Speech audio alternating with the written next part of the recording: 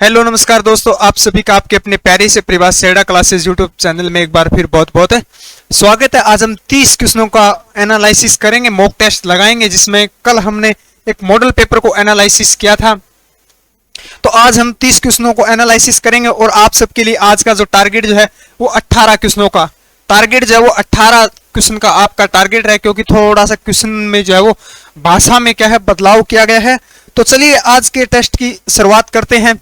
और आज का पहला टेस्ट है, पहला क्वेश्चन है कि अंदर की तरफ घुमावदार, देखिए अंदर की तरफ घुमावदार लेंस को कहते हैं। देखिए लेंस दो प्रकार के होते हैं, एक होता है उत्तल लेंस, उत्तल लेंस,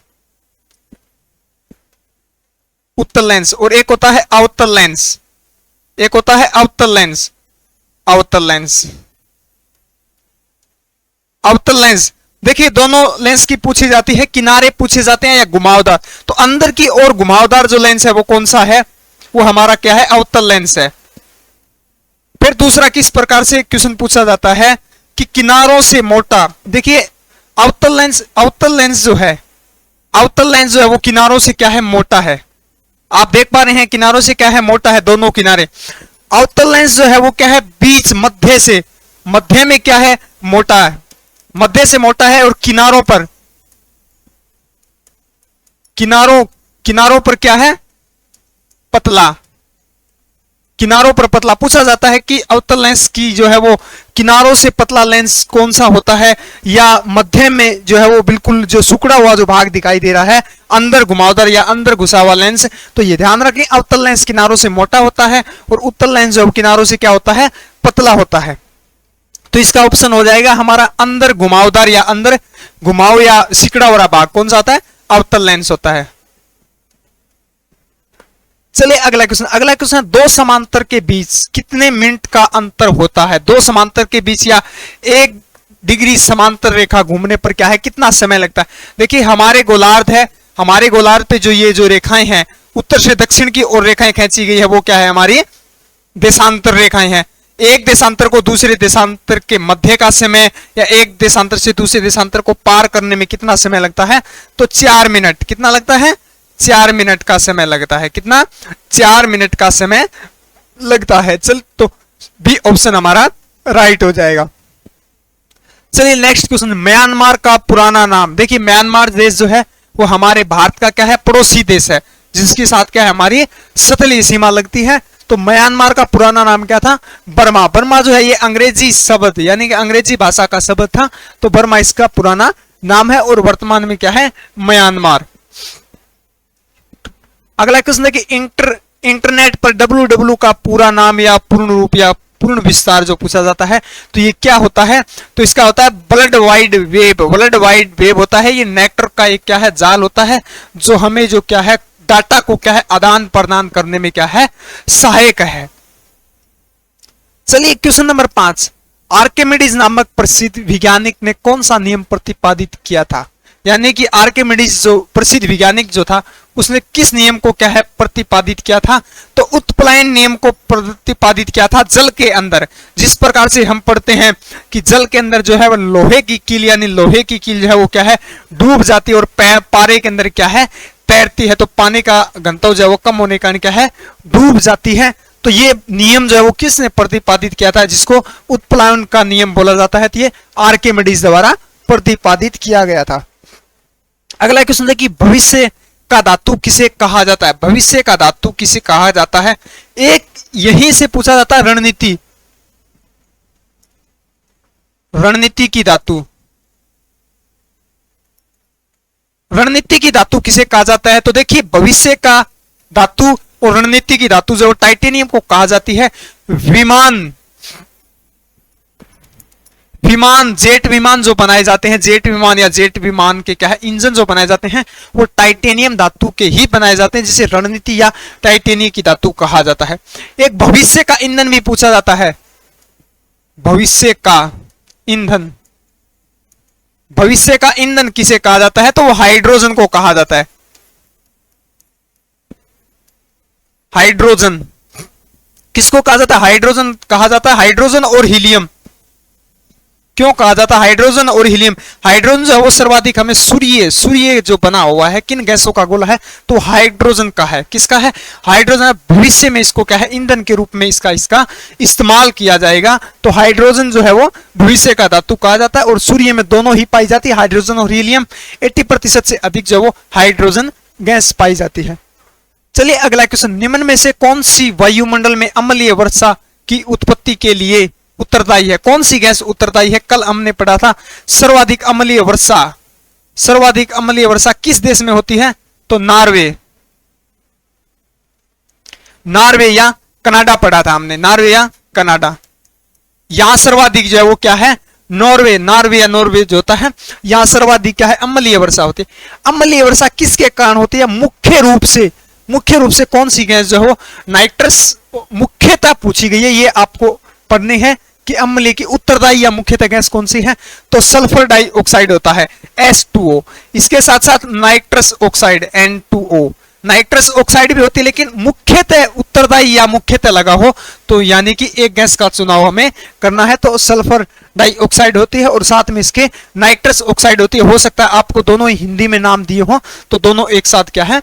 होंगे। चलिए अगला क्वेश्चन, मनुष्य के मस्तिष्क का सबसे बड़ा भाग, मनुष्य का जो मस्तिष्क होता है, हमारा मस्तिष्क जो होता है, उसका सबसे बड़ा भाग कौन सा होता है? तो कौन सा होता है? परामस्तिष्क। कौन सा होता है? परामस्तिष्क होता है। डी ऑप्शन राइट हो जाएगा। कौन सा होता है? परामस्तिष्क होता है। और इसके साथ साथ यह ध्यान रखें, हमारे शरीर का सबसे बड़ा अंग जो होता है, सबसे बड़ा अंग वो कौन सा होता है? लीवर यानी यकृत। लीवर या यकृत जो हमारे शरीर का सबसे बड़ा अंग होता है, और मस्तिष्क जो है वो दूसरा बड़ा अंग है, दूसरा बड़ा। ये भी याद रखें, लीवर के बाद जो दूसरा हमारे शरीर का बड़ा अंग है वो कौन सा है? मस्तिष्क है। और मस्तिष्क का सबसे बड़ा भाग कौन सा है? परामस्तिष्क होता है। चलिए अगला क्वेश्चन, भारत का चौथा परमाणु बिजली घर नरोरा किस राज्य में स्थित है? तो सबसे पहले तो यह ध्यान रखें, चौथा परमाणु ऊर्जा बिजली घर जो है वो परमाणु केंद्र जो है वो कौन सा है? तो नरोरा है। फिर पूछा गया किस राज्य में स्थित है? तो ये उत्तर प्रदेश राज्य में क्या है? स्थित है। इसके साथ साथ आपको प्रथम भी याद रखना है। प्रथम कौन सा है? तारापुर। तारापुर कहां स्थित है? महाराष्ट्र में। महाराष्ट्र राज्य के अंदर क्या है? ये स्थित है। जो भारत का पहला परमाणु बिजली घर या बिजली संयंत्र यंत्र जो है वो कौन सा है? तारापुर है। और चौथा नहीं पूछा जाता है, बस सिर्फ नरोरा ही पूछा जाता है। ये तो इसमें ऐड कर दिया ताकि आपको पता चल सके कि ये चौथा है। क्लियर है? चलिए नेक्स्ट क्वेश्चन, लार में कौन सा एंजाइम पाया जाता है? लार में कौन सा एंजाइम जो है वो पाया जाता है? देखिए पाचन जो होता है, पाचन की प्रक्रिया जो होती है वो कहां से प्रारंभ होती है? तो मुख से। कहां होती है? मुख से। किससे होती है? मुख से प्रारंभ होती है। और मुख में किस अंग से? लार ग्रंथि से क्या है? हमारे भोजन की प्रक्रिया जो है वो पाचन होती है। तो कौन सी एंजाइम जो है वो क्या है? स्रावित करती है? तो टाइलिन। देखिए टाइलिन, आपको टाइलिन इस प्रकार से लिखा हुआ मिलेगा। टाइलिन होती है जिससे क्या है? भोजन शर्करा जो होती है उनको छोटे छोटे रूप में तोड़ने का क्या कार्य करती है? कौन सा एंजाइम करता है? टाइलिन करता है। और ये लार के अंदर पाया जाता है, जहां से क्या है? पाचन होने की प्रक्रिया प्रारंभ होती है। तो वो प्रारंभ कहां से होती है? मुख से होती है।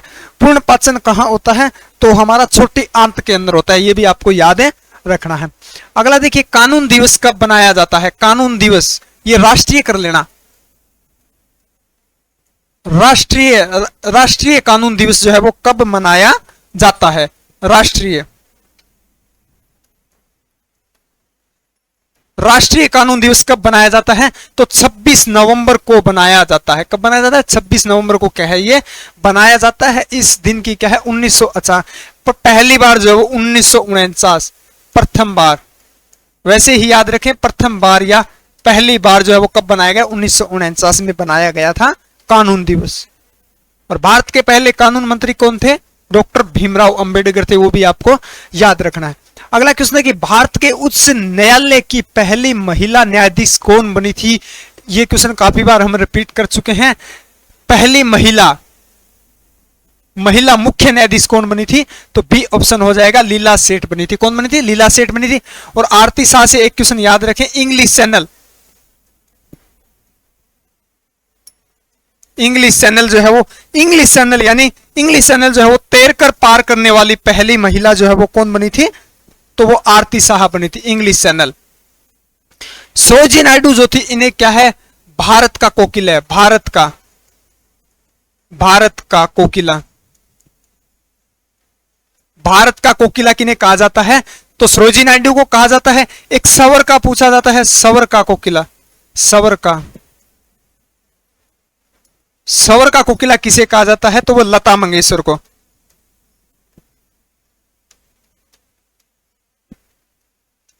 लता मंगेशकर को क्या है, सवर कोकिला कहा जाता है, इन्हें भारत का कोकिला कहा जाता है। क्लियर है। चलिए अगला क्वेश्चन, संविधान सभा की अंतिम बैठक कब हुई। देखिए अंतिम भी पूछी जाती है, प्रथम भी पूछी जाती है। तो अंतिम बैठक जो है वो कब हुई थी, तो 24 जनवरी। अंतिम बैठक जो है वो कब हुई थी, 24 जनवरी 1950 को क्या है, अंतिम बैठक हुई थी संविधान सभा की। फिर बात करते हैं संविधान कब लागू हुआ।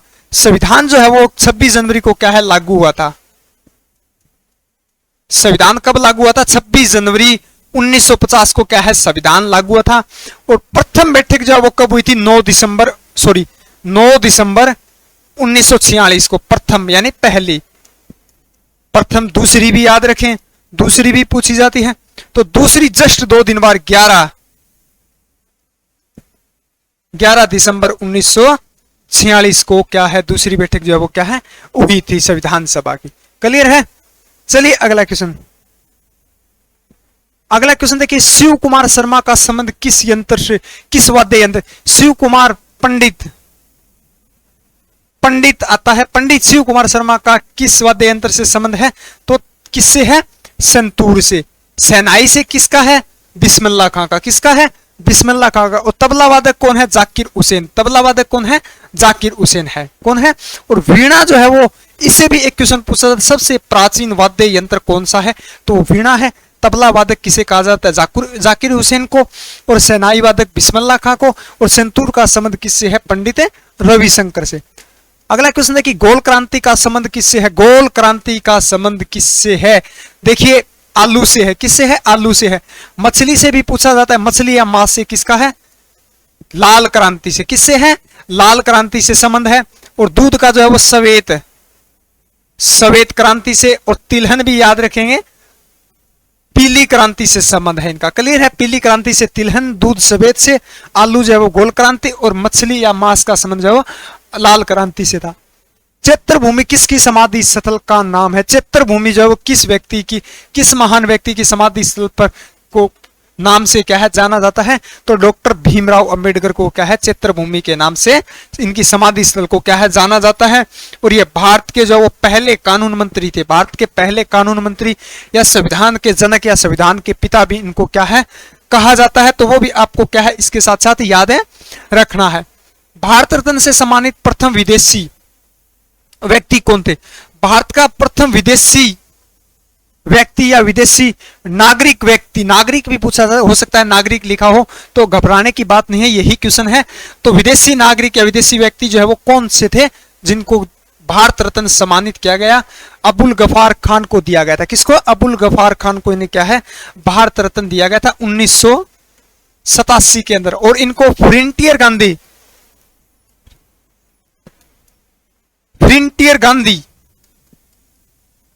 गांधी के नाम से भी इनको क्या है, जाना जाता था। किसको, अब्दुल गफार खान को। चलिए अगला क्वेश्चन, बहते हुए पानी में किस प्रकार की ऊर्जा होती है। बहते हुए पानी में किस प्रकार की ऊर्जा होती है, तो बहते हुए पानी में जो वो गतिज ऊर्जा होती है। कौन सी, गतिज ऊर्जा होती है। कौन सी ऊर्जा होती है, गतिज ऊर्जा होती है। एक बांध में भी पूछा जाता है, बांध जो होता है, बांध में कौन सी होती है, अस्थिज ऊर्जा होती है। कौन सी, अस्थिज ऊर्जा। कौन सी, अस्थिज ऊर्जा होती है। और बाद में ये क्या है, गतिज ऊर्जा, अस्थिज ठहरे हुए पानी के अंदर, बांध के अंदर, फिर ये क्या है, गतिज ऊर्जा में क्या है, परिवर्तन हो जाती है, गतिज ऊर्जा में। ये भी याद रखना है आपको। चलिए नेक्स्ट क्वेश्चन, अगला क्वेश्चन, मनुष्य में मेरुदंड में कितनी जोड़ियां तंत्रिका होती है। देखिए 2 प्रकार से क्वेश्चन पूछा, जोड़ियां पूछी जाए या कुल हड्डी या कुल पेशियां पूछी जाए। तो जोड़ियां जो होती है वो 31 होती है। कितनी होती है, 31 होती है। जोड़ियां जो है वो क्या है, 31 होती है। अगर कुल आपसे पूछा जाए कितनी होती है पेशियां, तो कितनी होती है, 33। कुल कितनी होती है? 33 होती है। ये भी आपको क्या है, याद रखना है। और एक पसलियों की भी पूछी जाती है। पसलियों की देखिए, पसलियों की जोड़ी कितनी होती है? तो जोड़ी जो है वो क्या है, 12 होती है। क्या होती है? 12 होती है। एक साइड दाएं साइड 12 होती है, बाएं साइड क्या है, 12 होती है। कुल अगर पसलियों की संख्या पूछी जाए तो कितनी होती है? 24 होती है। ये भी आपको क्या है, याद है रखना है। अगला क्वेश्चन देखिए, विजय दिवस कब मनाया जाता है? विजय दिवस जो है वो कब बनाया जाता है? तो विजय दिवस जो है वो कब बनाया जाता है? तो 16 दिसंबर को क्या है, बनाया जाता है। कब है? 16 दिसंबर को। एक कारगिल विजय दिवस पूछा जाता है। कारगिल विजय दिवस जो है वो 26 जुलाई, कब? 26 जुलाई को मनाया जाता है। 1999 को जो कारगिल युद्ध जो हुआ था उसमें भारत पाकिस्तान के, उसमें विजय के उपलक्ष्य में जो 26 जुलाई को क्या है, कारगिल विजय दिवस के रूप में मनाया जाता है। अगला क्वेश्चन है कि राज्यसभा में कितने सदस्य मनोनीत करता है? तो राज्यसभा में सदस्य जो है कितने मनोनीत करते हैं? तो ये शक्तियां जो होती किसके पास निहित होती है? तो कौन करता है? राष्ट्रपति। राष्ट्रपति द्वारा राज्यसभा में क्या है, राज्यसभा और लोकसभा में क्या है, सदस्यों को क्या है, नियुक्त किया जाता है। तो कितने सदस्यों को नियुक्त करता है? 12 सदस्यों को नियुक्त करता है। और राष्ट्रपति के पास काफी शक्तियां होती है, जैसे सजा का समाधान करना जो है वो राष्ट्रपति के पास जो है शक्तियां निहित होती हैं। और भारत का क्या है, ये सर्वोच्च नागरिक होता है। और जो थल सेना, जल सेना और वायुसेना जो है, आर्मी, नेवी, एयरफोर्स, तीनों का अध्यक्ष होता है वो भी कौन होता है? भारत का राष्ट्रपति होता है। तो ये भारत का क्या है, मुखिया होता है। चलिए अगला क्वेश्चन, सिंधु घाटी सभ्यता का दक्षिणतम बिंदु। दक्षिणतम और उत्तरी बिंदु ज्यादा पूछे जाते हैं। तो दक्षिण में कौन सा बिंदु है? तो देमाबाद है। कौन सा है? देमाबाद है, जो महाराष्ट्र राज्य के, महाराष्ट्र राज्य में स्थित है। नदी याद रखिए, नदी बहुत इंपॉर्टेंट है। परवरा, परवरा नदी के तट पर क्या है, ये स्थित है। और परवरा नहीं दिया हो तो आपको गोदावरी मिलेगा, क्योंकि गोदावरी नदी की सहायक नदी जो है वो कौन सी है? परवरा नदी है। हो सकता है 1% चांस है कि गोदावरी मिले, वरना आपको परवरा ही दिया मिलेगा। अगर हो ऑप्शन में परवरा नहीं हो तो आप गोदावरी टिक कर सकते हैं, क्योंकि गोदावरी जो है वो क्या है, परवरा नदी की सहायक नदी है। उत्तरी बिंदु कौन सा है? मांडा है, चेनाब नदी। ये भी याद रखें, चेनाब नदी के तट पर स्थित है। और ये श्रीनगर, जम्मू कश्मीर राज्य में क्या है, ये जम्मू कश्मीर केंद्र शासित प्रदेश में क्या है, ये स्थित है। 7 रंगों की प्लेट को घुमाया जाता है तो कौन सा रंग दिखाई देगा? ये 17 अप्रैल को क्वेश्चन पूछा गया था। देखिए 7 रंग या 7 प्रकाश अगर मिलाने की कहीं बात हो रही हो, मिलाने की, उनको मिलाने यानी मिश्रण करने की, तो आप सबसे पहले ध्यान रखें सफेद रंग क्या है, प्राप्त होगा। सफेद रंग या सफेद प्रकाश प्राप्त होगा। रंग मिलाने की बात हो या प्रकाश मिलाने की।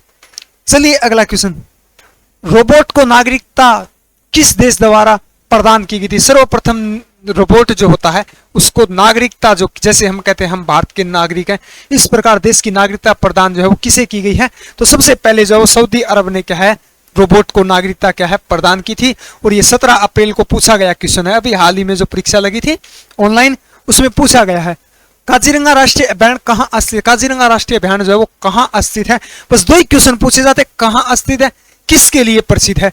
तो कहाँ असम राज्य में स्थित है और किसके लिए प्रसिद्ध है? तो एक सींग के गैंडे के लिए, एक सींग के गैंडे के लिए क्या है, ये जाना जाता है। अगला क्वेश्चन देखिए, संसद में सदनों को बुलाने की शक्ति किसके पास निहित होती है? संसद में बैठक, दोनों सदनों को आपस में बैठक करवाने की शक्ति किस में निहित होती है? तो ध्यान रखें सबसे ज्यादा शक्तियां जो होती है वो सेंट्रल लेवल की, वो किसके पास होती है? राष्ट्रपति के पास ही होती है। चलिए अगला क्वेश्चन, आपातकाल स्थिति में आपातकाल घोषणा करने की भी क्या है, वो भी शक्तियां निहित किसके पास होती है? राष्ट्रपति के पास होती है। बुधान आंदोलन किसने प्रारंभ किया? बुधान आंदोलन जो है वो किसने प्रारंभ किया था? तो विनोबा भावे ने किया था। किसने? विनोबा भावे ने किया था। और कब किया गया था ये भी याद रखें। इसकी शुरुआत जो है वो 1951 में आंदोलन क्या है, किया गया था। ये स्वच्छ भूमि सुधार के लिए आंदोलन किया गया था। चलिए अगला क्वेश्चन, क्वेश्चन नंबर 28, ठोस से द्रव में पदार्थ की अवस्था परिवर्तन को कहते हैं। यानी कोई पदार्थ है ठोस से द्रव में, जैसे बर्फ है, वो पहले क्या होती है? ठोस होती है, फिर क्या है? पानी में बदलती है, तो वो क्या हो जाती है? यानी कि द्रव हो जाता है। तो इस प्रक्रिया को क्या कहते हैं? गलन कहते हैं। गलन क्या कहते हैं? गलन या पिघलना, गलन या पिघलना। ये भी याद रखें, गलन या पिघलना जो है किसको कहा जाता है, ठोस से द्रव में बदलने की अवस्था को कहा जाता है। धातुएं किस विधि द्वारा गर्म होती है, तो देखिए धातुएं जो किस विधि द्वारा गर्म होती है, तो चालन विधि जो होती है उससे क्या है, ठोस ठोस वस्तुएं क्या है, गर्म होती है। तो धातु क्या होती है, ठोस होती है। धातु क्या होती है, ठोस होती है। लेकिन आपके मन में जो है सवाल होगा कि सर धातु जो होती है पारा, पारा एकमात्र धातु है, पारा एकमात्र धातु है जो क्या है, द्रव अवस्था में क्या है, पाई जाती है। ये एक अपवाद है। और अधातुएं एकमात्र ऐसी है जो द्रव अवस्था में पाई जाती है, वो कौन सी है, ब्रोमियन है। तो चालन विधि से ठोस गर्म होते हैं। और सेवन विधि से क्या है, हमारा वायुमंडल पूछा जाता है ज्यादातर। तो वायुमंडल किस विधि द्वारा गर्म होता है, सेवन विधि द्वारा। या गैस, गैस किस विधि द्वारा गर्म होती है, तो सेवन विधि द्वारा होती है। लेकिन ज्यादातर जो है वो वायुमंडल पूछा जाता है। विकिरण विधि, सूर्य का प्रकाश हम तक किस विधि से पहुंचता है, तो विकिरण विधि से पहुंचता है। चलिए आज के सेक्शन का अंतिम क्वेश्चन है, न्यूजीलैंड का राष्ट्रीय पशु, न्यूजीलैंड का राष्ट्रीय पशु कौन सा है, तो न्यूजीलैंड का राष्ट्रीय पशु कौन सा है, तो कीवी। कौन सा है, कीवी है, याद रखें। और कंगारू सबसे ज्यादा पूछा था, कंगारू का देश, तो ऑस्ट्रेलिया। ऑस्ट्रेलिया देश का राष्ट्रीय पशु क्या है, कंगारू है। और यहां सर्वाधिक कंगारू पाए जाते हैं, तो इसलिए कंगारू का देश किसको कहा जाता है, ऑस्ट्रेलिया को कहा जाता है। शेर जो है वो किसका है, तो ग्रेट ब्रिटेन। ग्रेट ब्रिटेन का राष्ट्रीय खेल कौन सा, राष्ट्रीय पशु कौन सा है, तो शेर है। क्लियर है। तो हमारा राष्ट्रीय पशु कौन सा है, भारत का बाघ है। ये भी आपको याद रखना है। तो आज के सेक्शन को हम यहीं समाप्त करते हैं। कल एक मॉडल पेपर के साथ आपके साथ जो है वो मॉडल पेपर के साथ मिलेंगे। तो तब तक के लिए आप हमारे चैनल को सब्सक्राइब करें और चैनल को शेयर करें और वीडियो को भी लाइक करें। और मिलते हैं अगली बेहतरीन कंटेंट के साथ। तब तक के लिए हमारे साथ आप जुड़े रहिए और अपने अच्छे से तैयारी करते रहिए। Thank you for watching. जय हिंद, जय भारत।